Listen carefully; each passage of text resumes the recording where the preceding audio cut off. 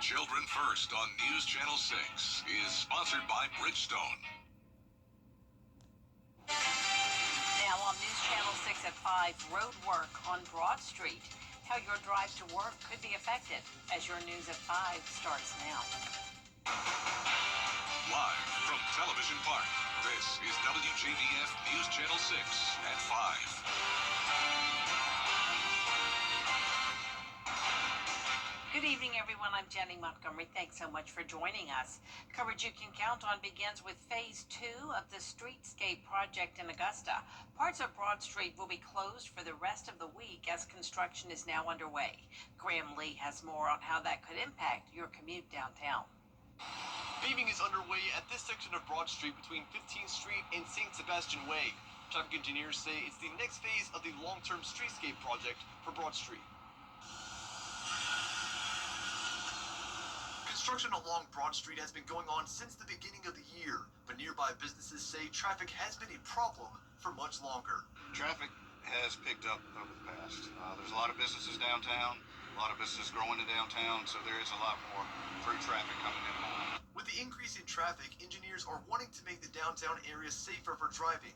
Construction crews are paving both sides of Broad Street this week, which could impact the commute to nearby businesses for customers and workers. It's a concern, but we'll figure a way around it. We'll work through it, but it will be challenging. Be challenging for all of our team members here at Kendrick. It'll be challenging for our customers and all of our vendors, tow trucks, parts deliveries. Detours for this phase of the project are available on Reynolds and Green Streets, but the city says work will continue in the area for several months. Kendrick says he's okay with the price of progress, but is now looking for more transparency about the plans from the city. I'm glad to see the progress. I like what they're doing. I just think a little bit more communication and planning would be, with all the business owners around, would be a little bit better. The road work is also a concern for some, with the Arts at the Heart Festival just a few weeks away. We reached out to traffic engineers for more details on the plans, but were not available for comment.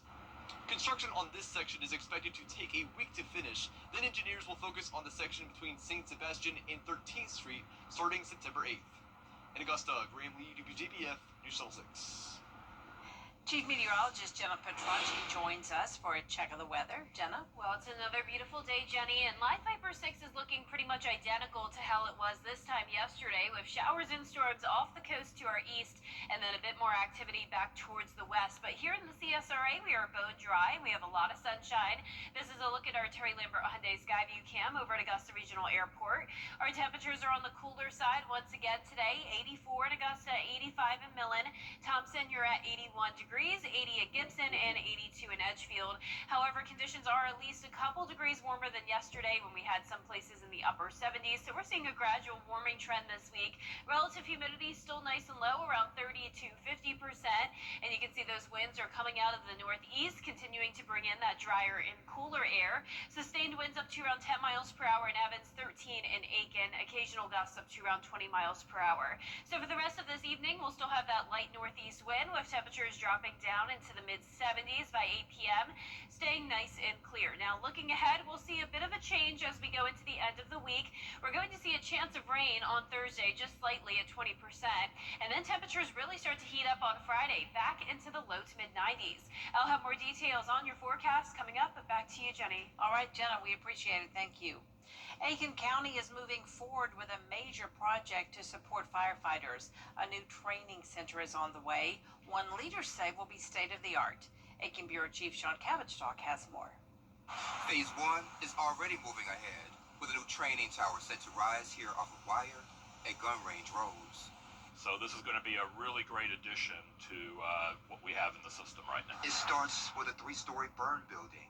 Firefighters will train on live burns fueled by natural gas, repelling, and rescue techniques. This is a large metal structure that simulates either a home or a business or whatever the scenario calls for, that you can set fires in, you can put them out, you can practice punching holes in roofs, you can do just about everything that you need to train in this single building for a structure fire. Right now, each of the county's 18 volunteer fire departments train separately. We're looking to build is a single facility that all the departments can use, that's state-of-the-art and modern and large enough to support all the different groups. Future phases will add classrooms, locker rooms, and a large asphalt pad where new firefighters can practice driving fire trucks. The city of Aiken has already committed to partnering in Phase 2, and North Augusta may join also. That's something that we'll be discussing as we get closer to implementing Phase 2. The $2.8 million project is funded through the Capital Project Sales Tax 4. Construction could start this fall and wrap up by May. Another example of the capital project sales tax providing, useful things that can be a great improvement not only for the county and its departments, but for the municipalities also. The long-term plan is to expand the site as training needs and technology evolves. In Aiken County, I'm Aiken Bureau Chief Sean Cabbage-Stock, WJBF News Channel 6. Plans for the city of Augusta to help the airport land a new air carrier are facing a delay. The airport requesting $1 million from the city to recruit a low-cost airline to add a new direct flight from Augusta Regional. But before the scheduled vote, the item was deleted from the commission's agenda. The request comes as the city is facing a $7 million shortfall in next year's budget due to the loss of COVID relief money. I'm going to support, regardless, I'm going to support us, pushing and doing what we need to do to get another airline here. It's no secret. It's a horrible time right now because we're digging through the budget and we're trying to balance some things out. So we'll have to determine what that's going to look like. The item was removed from the agenda at the request of the airport, and no officials from Augusta Regional attended the meeting. If you live in Columbia County, you may have noticed some discolored water flowing from your taps. Officials say the problem was caused by a pump failure at the Blanchard Water Treatment Plant. Crews are flushing in several locations to help mitigate the discolored water. The county's working toward a long-term solution, but experts say the work can't be done until winter, when lower flow periods in the distribution system occur. In the meantime, they'll continue to flush the problem areas. Columbia County Commissioners are also scheduled to meet tonight. Commission Chair Doug Duncan will make a special presentation recognizing September as National Recovery Month. Members will meet tonight at 6 o'clock in the Evans Government Center auditorium. Earlier, we reported that a proposed data center would be discussed at tonight's meeting. That item is not on the agenda. We apologize for the error. Trump administration. Coming up, lawmakers meeting with victims of Jeffrey Epstein today. Why Congress is looking into the handling of the case. Next. 500,000. Competitors chowed down for a cause on Labor Day in Pennsylvania. Texas Roadhouse hosted a charity rib-eating challenge. The participating teams made up of veterans, firefighters, police officers, and EMS workers to see who could tear through the most ribs. The winner raised money for the charity of their choice. This is great to bring the community together, and all the other heroes throughout the county come here and try to put on a show, I guess. The money will be sent to Helping Heroes NEPA, an organization supporting veterans, first responders, and their families. Still ahead, play ball in Colorado Springs. How a group of players is keeping the old school alive after the forecast. And warmer temperatures are ahead with 90-plus degrees expected within the next few days, but then another cool down with some rain chances next week. I'll have your full Viper 6 forecast right after this break. Weather headlines on WJBF News Channel 6. Brought to you by Southpaw Roofing. Roofing done right. For over 30 years. Makes it all easier. If you've been in an accident, please call Mike Hostler Law Firm.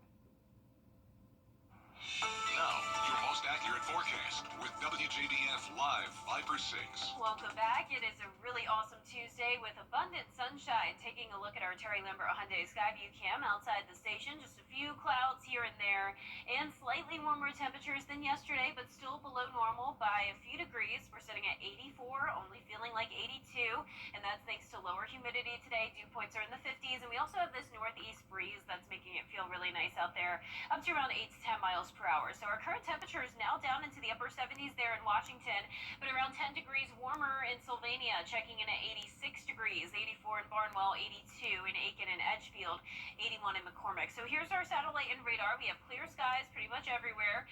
Zooming out, you can see we're under the influence of this trough. That's bringing scattered showers and storms back to our west. And then we have a stationary front to the south, bringing showers and storms around the Gulf. But here in the CSRA, we're in this pocket of dry air, and that will stick around for our Wednesday. So pretty much a repeat forecast, just getting a few degrees even warmer. Starting out on a chilly note, once again, no 60 degrees, some upper 50s even possible in some places, mid 80s by 2, upper 80s possible by 5 o'clock. Now here's a look at our forecast as we go into Friday and Saturday. We have the Aiken's Macon event in downtown Aiken, 9 to 6 p.m. on Friday, 9 to 5 on Saturday. Will really be great out there. It's just going to be hotter than what we've been used to lately.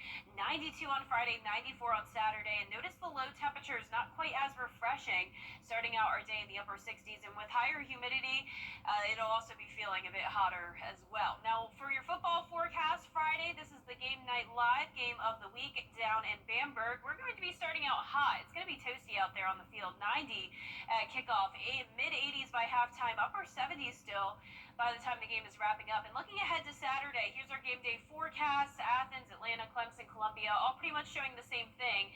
Temperatures starting out in the 90s at kickoff, and chances of rain are pretty low, anywhere from 0 to just 20%.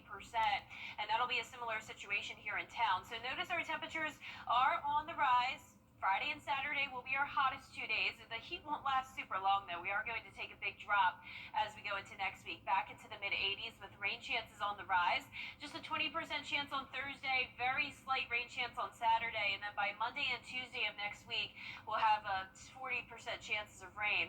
Now, on our future cast tonight, we're going to keep it dry, though, with that northeast wind, a few clouds here and there, but keeping it dry through Wednesday. But as we get into Wednesday afternoon, that's when winds will start to shift direction, coming out of the southeast instead. That's going to bring us more moisture, some cloud cover, and with this approaching cold front, we could see some isolated storms as we go into Thursday evening. Now, I think there will be enough dry air in place to limit a lot of the rain that we'll see, but don't be alarmed if you run into a pop-up shower or two. Now, our farmers' forecast is looking good. We're not seeing a drought, so we really don't need the rain, but by next week, that rain will really start to be beneficial. But over the next 7 days, we're not expecting a whole lot. Higher amounts around the coastline and over to our west. Here in the CSRA, definitely keeping things mostly dry. The tropics are still pretty quiet, but we will likely have our next named storm, Gabrielle, very shortly. 70% chance of development here. It's expected to stay a fish storm. Models are consistently showing this take a very similar track as Hurricane Erin did, but we'll keep you updated on that. Lows tonight, right around 60 degrees. Highs tomorrow are going to be around the mid to upper 80s, warming up. You can see we'll be close to 90 by Thursday, low 90s Friday and Saturday and into Sunday. Then next week we'll be back into the mid 80s with those chances of rain increasing. All right, thank you so much, Jenna. Well, baseball fans in Colorado got a look at the games past with an old-time rules matchup. The annual game is played under 1870s rules, which means no gloves because they hadn't been invented yet. The fans are also part of the action, with spectators allowed to influence the umpire's call in their team's favor, along with other rules that have since changed. You can catch the ball on one bounce and it's an out. So it's great when you're on the field on defense, horrible when you're at the strike. Another one is that when one walk, all walk. So let's say that you've got a runner on third, nobody at second or first, and the striker walks to first. That runner from third comes home and can tally the ace. Tally an ace for Digger!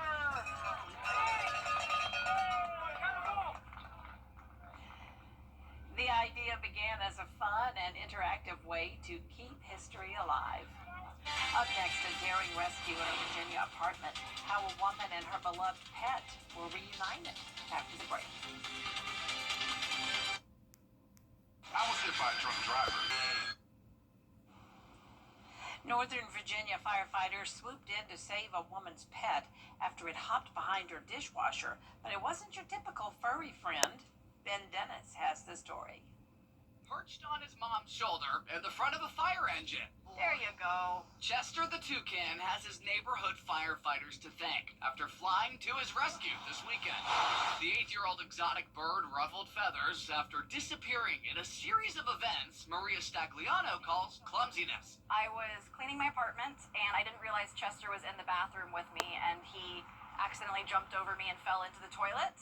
And I freaked out because that was the first time in 4 years of having him he has done that. And after getting a bath in the kitchen sink, so he jumped and went onto my floor of my kitchen and tried to hide underneath the cabinets. Chester discovered a dark hole Stagliano could not get him out of, stuck behind the dishwasher. He's very active, so for him to just be like frozen in the back, standing there, like just wet and scared, I mean, I couldn't get him out. I tried a raspberry. I tried throwing rubber ducky in for him to play with. He did not want to move. At her peaking point, Stagliano says she tried to get building maintenance to help, and for some reason they could not immediately jump in. So she called Arlington County firefighters down the road at Station 5. I think I said, hi, I know this is going to sound like a strange call, and I'm not sure if this is the right place to be talking to, but my building won't help me. My toucan is stuck somewhere in a little alcove behind the dishwasher. 4 firefighters came to rescue Chester. He's like behind it. Stagliano took to social media, where his 590,000 Instagram followers and 832,000 TikTok fans could witness his ordeal. And as a way of saying thank you to tell his tale, Oh, good. Chester left his mark on me, and certainly the community. It's a dark cherry. I'm sorry. And that does it for us this half hour, but we do have more coverage you can count on coming up at 5:30, including a legal fight over the National Guard troops that are being used to enforce immigration laws. The latest on the battle next.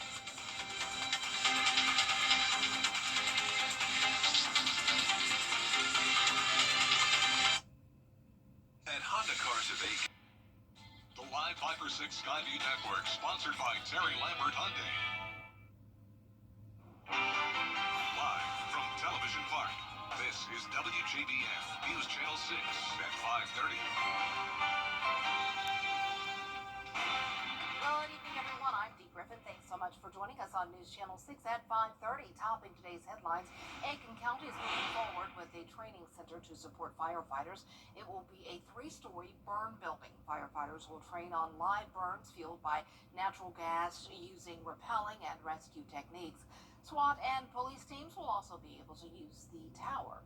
The South Carolina Election Commission is being asked to provide partial Social Security numbers and driver's license numbers for all eligible voters. The commission was granted several extensions, but now the DOJ has given them until Friday to abide by their request, which covers about 3.4 million voters. Paving is underway on this section of Broad Street between 15th Street and St. Sebastian Way. Traffic engineers say it's the first next stage, or phase of the long-term streetscape project for Broad Street. It's part of the 3.5-year project. We'll have these headlines and more at 6, but first, coverage you can count on continues with the ongoing battle between President Trump and now for our first look at the forecast with Chief Meteorologist Jenna Petracci. It would have been a beautiful beach day today because it was so nice out. Yeah, it's cooler than normal, but when you're out in the sun, it's still hot enough to be by the beach, by the pool, by the lake. It's really just great weather overall. Here's a look at Live Viper 6. You definitely don't have to worry about any rain today. Just like yesterday, we're tracking showers off the coast and a few more back to our north and west. But here in the CSRA, we're both dry, and we've been pretty dry over the past 7 days. Over the weekend, we saw a little bit of rain, especially in our southern counties. Picked up around 1/4 of an inch here and there, but for the most part, trace amounts. And north of I-20, a lot of places have been completely dry. Now, here's a look at our Terry Lambert Hyundai Skyview Cam. Beautiful sunshine here outside the station. Our current temperatures are in the low to middle 80s, a little bit warmer than yesterday. 83 in Louisville, 84 in Augusta. Gibson, you're at the 80-degree mark. In Sparta, now down into the upper 70s. Dew points are in the 50s. Dry air is moving in thanks to a northeast wind, 10 miles per hour in Aiken, just 5 in Edgefield, 8 in Augusta. Occasional winds gusting up to around 20 miles per hour. So for the rest of your evening, we're staying clear and dry, down to 74 by the 9 o'clock hour. And looking ahead, you can see sunshine in the forecast again for our Wednesday. Gradually warming up eventually into the low to mid 90s this Friday, and then some isolated storms possible Thursday. I'll have a look at your futurecast coming up, but back to you, Dee. All right, thanks so much. We'll see you in a few minutes. Well, today, North Carolina's Governor Josh Stein says the state is making moves in a number of sectors like AI and public education. The governor today signed an executive order. New reports show South Carolina students are continuing to show growth in reading, writing, and math. South Carolina wants to have 75% of its students performing at or above grade level by 2030. New data collected by SC Ready shows a nearly 7% increase in ELA performance for grades 3 through 8 and a 2% growth in math scores compared to 2024. South Carolina Superintendent sharing her excitement over the results. You know, these schools that are beating the odds across the state, it all starts with a great principal, strong principal leadership that is focused on instruction in the classroom and on supporting their teachers with the tools and resources that they need to be successful. It's also about putting tools in teachers' toolboxes. We know that the letters training that we've done in early literacy has helped to amplify and provide a strong foundation for this early reading work that we know is so critical to student success for their entire education journey and really for their entire lives. Weaver says that students in third grade saw the most gains in literacy goals than any other grade in the state, which is great news. They see those gains in third grade. Well, the holiday travel weekend is over, but you'll still see a lot of law enforcement on Palmetto State roads. The Department of Public Safety calls the effort Operation Safe Drive, with a focus on lowering crashes involving commercial vehicles. Officers will be looking for unsafe driving around those large trucks. The multi-state effort runs from today through Thursday. The angst of losing a pet is something scammers are now exploiting. Lost pet owners are the latest targets thanks to countless forums online where people looking for their cat or dog are sharing their phone number. A South Carolina woman got a call from a man who said he had found her cat, but she had to pay. I had no idea that people did that, and I can't imagine doing that to someone. Sometimes scammers will claim the pet needed costly veterinarian care as an excuse to get money from owners. A retired first responder from New York City who was on duty during 9/11 now calls Myrtle Beach home. For the second year in a row, he's hosting a memorial workout to help raise funds for those impacted by the attacks. Skylar Musick has a trailblazer who opened doors for indigenous actors in Hollywood has died. Canadian actor Graham Greene was best known for his Oscar-nominated role in the Kevin Costner film Dances with Wolves. He went on to star in more than 200 film and TV productions, including one of the Twilight movies and Reservation Dogs, as well as The Green Mile. Greene most recently starred in the TV shows 1883 and Tulsa King. Fellow Native actor Gil Birmingham posted, he made a positive impact on Native representation in film. His great heart was only matched by his wickedly funny sense of humor. Greene's representatives say he died yesterday in his home in Canada after a lengthy illness. He was 73 years old. It's Dancing with the Stars. Pump up the jam, pump it up. Why you think you got some place to be? Get your booty on the bus tonight. David. Welcome back, everyone. It's time now for a look at what's trending. Rapper Post Malone is making a transition into fashion. Take a look. On the first part of the journey, I was looking for the light. Yes, Malone did make a grand entrance by riding a horse onto the runway. The Paris show was the debut for his new fashion label. His line is called Austin Post, which is his real name, and the collection inspired by his Dallas roots had the usual cowboy jeans or cowboy look with blue jeans. I'm watching the video with you here. The cowboy look with blue jeans, silver belt buckles, and hats, but there was also casual streetwear. It looks like a good collection from what I'm seeing here, and of course, I mean, riding out on the The horse was pretty cool, though. That was a nice little touch for him. Well, some Tampa Bay Buccaneers who were all born in the 2000s just got quizzed on things that were popular in the 90s. Check it out. Oh my gosh, it just slipped my mind. These are Power Rangers. Everybody should know this. I thought it was the Avengers or something. Suddenly you listen to music. I don't know what it is, though. A CD player? I'm lost. I'm confused. It's like a cassette tape. This I don't even know. DVD. This is a DVD. This is a CD, no? I'm not that young. Oh my, I feel really old now. They didn't know. Wow. As you can see, some players were able to get the right answer, while others had a hard time understanding what it was. The quiz also had them guess what a VHS tape was and a floppy disk, which almost all the players, they didn't know that. Like, look at him. He's looking at VHS. What's that? Yeah. Wow, I feel super old now. Well, closing arguments in hip-hop artist Cardi B's civil assault trial underway in the... I'm Mike Costello of the Mike Costello Law Firm. When someone has a car wreck, they just have a few simple questions. Can you get my car fixed? Can you get me in a rental? Can you get all my medical bills paid? How long is this going to take? How much am I going to get and how fast can you do it? So if you've been in a car wreck, we can answer those questions. Do yourself a favor and call the Mike Costello Law Firm today.